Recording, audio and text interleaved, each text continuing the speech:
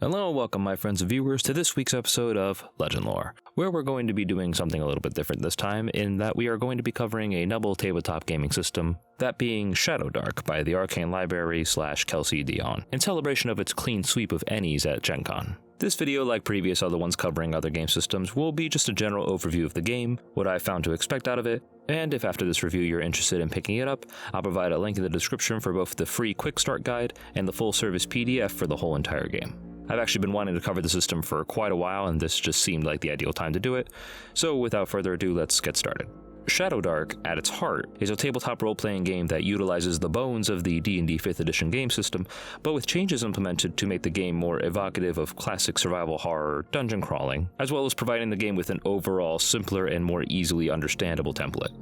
A lot of people claim that this is reminiscent of old school gaming, but given the fact that old school Renaissance or OSR is an overall fluid term in general, I can't exactly speak as to whether or not this is accurate or not. What I can say is that this game is specifically about exploring dark locations, delving into dangerous dungeons, and trying to make off with treasure and magical artifacts without being slain by monsters, traps, or any other form of danger that might sleek within these forgotten areas of the world. After you manage to brave the darkness below, your money can be used to establish keeps, build guilds, and carouse and party to your heart's content, building a name for yourself along the way as you survive each voyage back into the titular Shadowdark. Character creation in this game is extremely simple, with 6 classic ancestries in the human, elf, goblin, halfling, dwarf, and half-orc. And instead of a slew of ancestral abilities that you need to keep track of as you gain levels, each one simply has a language and a single special ability that makes certain aspects of voyaging into the Shadowdark easier, such as the elf's farsight or the goblin's immunity to being surprised. From there, you can jump into classes, of which there are 4 in the base game,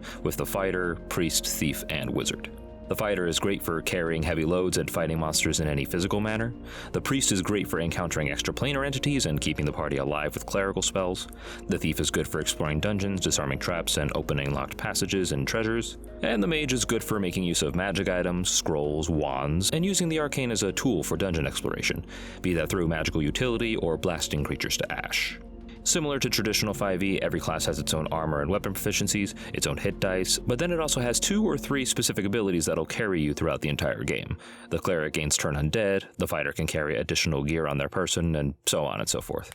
Additionally, at level 1 and every time you enter into an odd-numbered level, you'll also get to roll on your class's 2d6 talent chart, the result granting you an additional ability to represent your growing skill, and these talents are your primary way that your character gains additional actions or deals higher damage over the course of their career. This form of advancement is much easier than that of 5th edition, where players get bogged down by character builds or having to slog through the game until they get to a certain level where they can do their cool thing or achieve maximum optimization with their weird Frankenstein multiclass, which is fun to do, but again, it takes a while to get there, and even then, the flashy enjoyment is only temporary.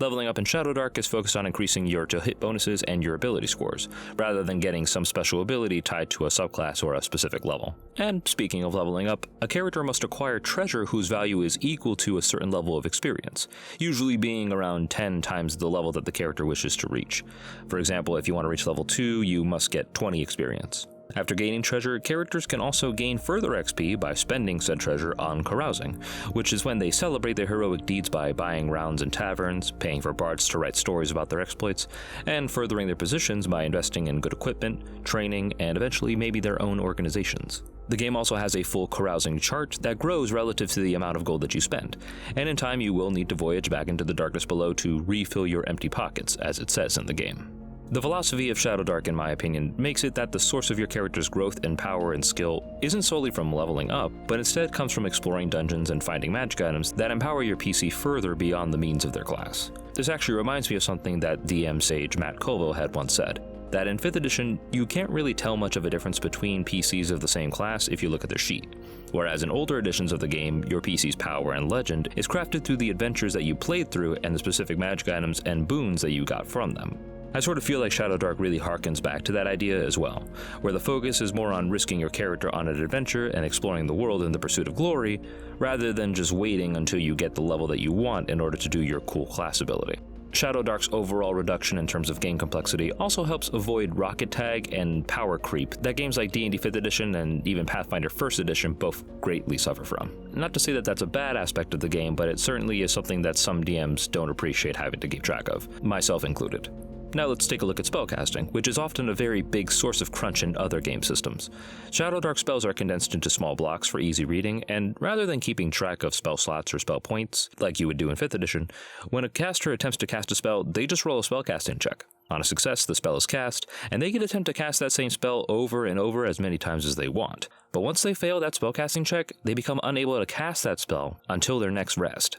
I actually appreciate this because this gives spellcasting a feel of risk versus reward, and for the wizard specifically, this can lead to arcane mishaps such as spell explosions, unforeseen transformation, or other distinct magical effects. There's a whole chart for it. And again, this may not exactly be for people who want the sure thing of keeping track of their resources and knowing that their spell is for sure going to work, but for those who can appreciate that randomness and sort of like the idea of unpredictable and nearly uncontrollable magic, the spellcasters in Shadowdark could be a very fun pair of classes to play.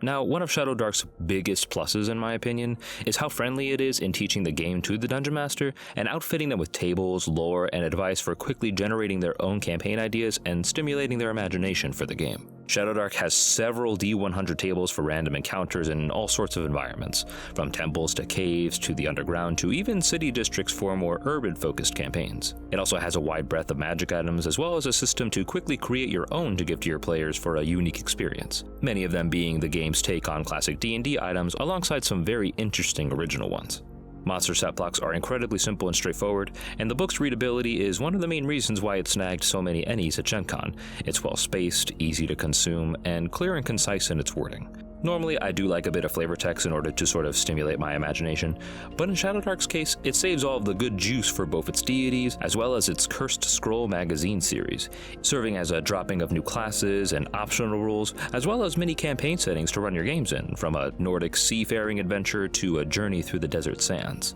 That and the community has a robust amount of third-party material that is all relatively cheap and very excellent.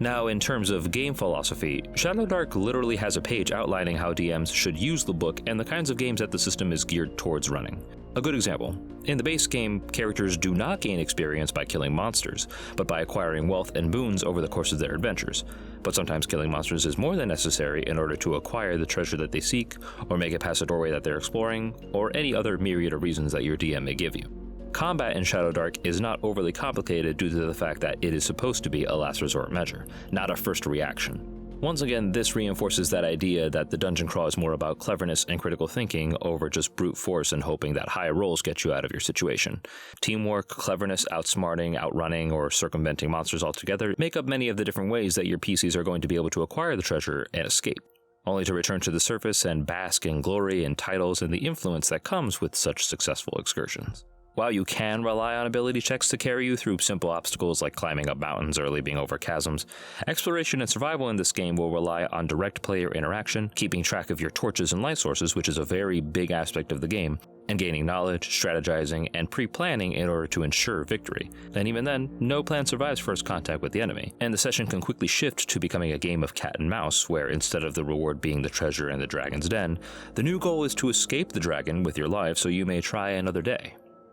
With this all in mind, the game is going to benefit mostly from players who focus on simple character concepts, collaborative strategy and resource management, and also just making peace with the idea that you may lose a character in this game very quickly. This isn't the kind of system where the focus is on heavy drama, character arcs, in-depth character studies. I would recommend things like Exalted or maybe even Daggerheart for that kind of game.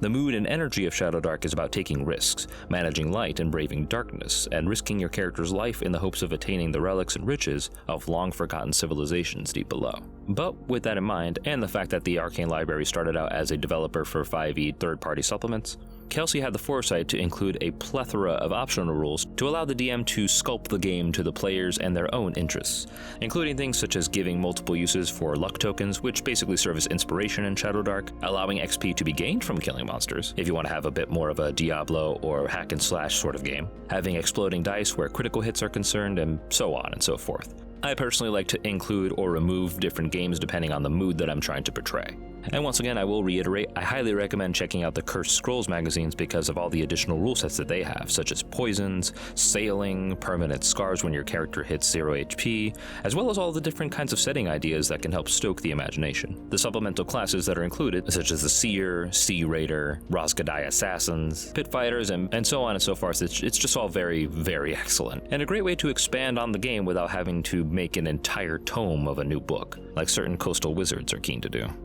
Now, before we get to my personal opinions of the game, I have sadly not had a chance to run or play in a Shadowdark game as of yet, but after having scoured the Discord and forums and Reddit and talking to a bunch of people who have, and developing my own campaign setting for use in the game when I do eventually run it, these opinions are mostly about what I find appealing about the game, what I would change or modify, and what I'm really looking forward to coming out from the Arcane Library. For me, Shadowdark's framework provides a great backdrop for low magic, darker fantasy settings, where the more fantastical and horror-induced elements are seated within the woods, dungeons, caves, and sometimes even alternate dimensions that the party travels to. I've always been a fan of genres like folk or Lovecraftian horror and sword and sorcery in terms of fantasy. And with Shadowdark's varied use of optional rules and focus on the danger of exploration, I feel like I can really capture the mood of media that's inspired me, such as Dark Souls or The Witcher. I've also always really been a fan of having magic be a more alien and primal force that is difficult to wield without it changing you. That and the experience of encountering monsters like aboleths, demons, and goblins is both life-changing and instrumental to the writing of your legend as a character, rather than just writing them off as another bag of hit points to kill.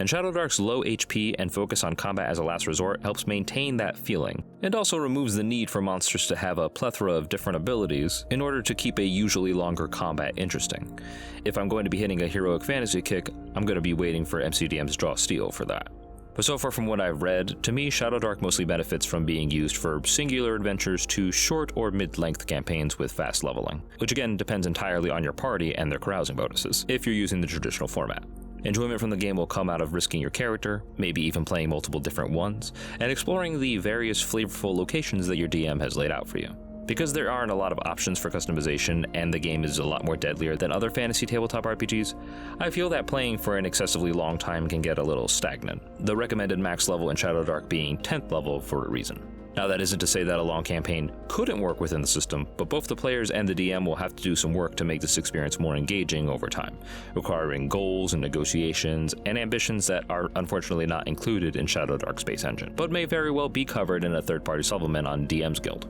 Overall, the game's focus on quick character generation, risk versus reward, and old-school dungeon crawling sensibilities that relies on player cleverness over rolling checks to overcome obstacles makes for a game that is great for DMs to run small campaigns and for players to have rotating rosters of different PCs to shift in and out of the party. I also feel that this game is a lot more easily teachable to new DMs than D&D 5th edition is. The game's book is chock full of tables, advice, and tools for them, giving Dungeon Masters great support in crafting intricate campaign settings, traps, lore, monsters, and evocative flavor for their players, rather than kind of forcing the DM to wing it and suss out how to run the game like some other RPGs tend to do. If your table wishes to play a game focused entirely on dungeon crawling, surviving the horrors of the darkness below, and exploring strange and exotic locations in the pursuit of gold, glory, and power, I would highly recommend that they check out Shadowdark, especially if their main RPG experience does come from 5th edition. It is very easy to transition over and there's a lot less to keep track of compared to that game. And they will be overall comfortable with the game's mechanical familiarity, and I certainly hope that they will feel free to explore this more specific flavor of fantasy. In the description, I've included links to the base game, the 3 current issues of Cursed Scroll, as well as a couple of third-party supplements that I personally believe are very beneficial to have at your table. And with all that said, that's our coverage of the Shadowdark RPG by Arcane Library, everybody. I want to thank all of you guys for watching. If you enjoyed this video, please like, share, comment, and subscribe, and press the little bell icon to be notified of future videos. If you guys want a chance to vote on the next video, please check out the community tab for when I post polls, and also let me know what other tabletop RPG game systems you guys would like to see me cover in future videos. But until then, I'll see you guys next time.